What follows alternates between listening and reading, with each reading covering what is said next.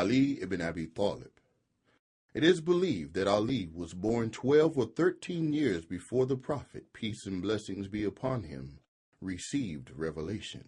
That was on 13 Rajab 599 in Mecca. This very special city in the Hijaz region of central western Arabia.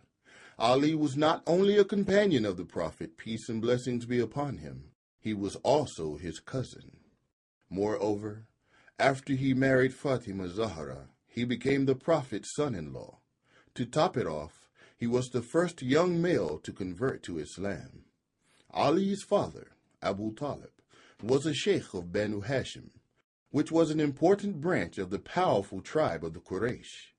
Abu Talib was one of the Prophet's uncles. When the Prophet, peace and blessings be upon him, was still very young, he became an orphan, and not long after that he lost his beloved grandfather. At that point, Abu Talib took responsibility for the Prophet, peace and blessings be upon him, and took him home to his house. Many years later, when he became a man, the Prophet married Khadijah. Ali was born 5 years later. Ali was only 6 years old when there was a terrible famine in and around Mecca. This made it difficult for Abu Talib to take care of all his children, so trying to help his uncle, the Prophet offered to take Ali and care for him and raise him in his house. Abu Talib agreed, so Ali grew up in the house of the Prophet, peace and blessings be upon him. What a blessing that was for him. When the Prophet received the divine revelation, Ali was only about 10 years old. Even though he was so young, he believed in the Prophet, peace and blessings be upon him, and accepted Islam. He was one of the first males to enter Islam. Despite his young age, Ali firmly supported the Prophet, peace and blessings be upon him, during the years when the Muslims were being persecuted in Mecca. In the year that the Prophet migrated to Medina, Ali risked his life by sleeping in the Prophet's bed.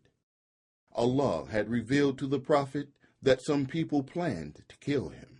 So the plan was that Ali would impersonate him, peace and blessings be upon him, and thus allow the Prophet and Abu Bakr to escape and migrate to Medina.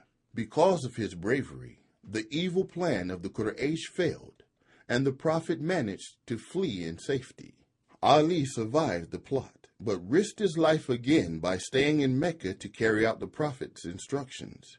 He had to restore all the goods and property that had been in care of the Prophet, peace and blessings be upon him, to their rightful owners. Do you see how honest the Prophet was? Even though the people who entrusted their riches to his care were his enemies, he, peace and blessings be upon him, still returned the trust back to them. The small community of Muslim immigrants in Medina, the Muhajirun, were extremely poor when they first arrived in Medina. They had no land, no houses, and they had to live on the charity of the people of Medina, who had converted to Islam. Although Ali was the Prophet's close relative, he still shared all the labor and hardships of the community. The Prophet led the community in Medina for 10 years, and during that time, Ali was always ready and willing to serve the Prophet. Peace and blessings be upon him.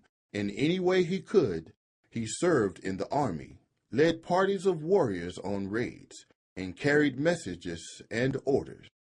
With the exception of Tabuk, Ali took part in all the battles and expeditions fought for Islam. The people loved and respected Ali, and he was a person of authority and standing in the Muslim community. Ali first distinguished himself as a warrior in the Battle of Badr.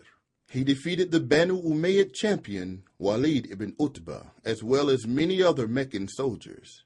For these feats of courage, Ali was publicly praised by the Prophet, peace and blessings be upon him.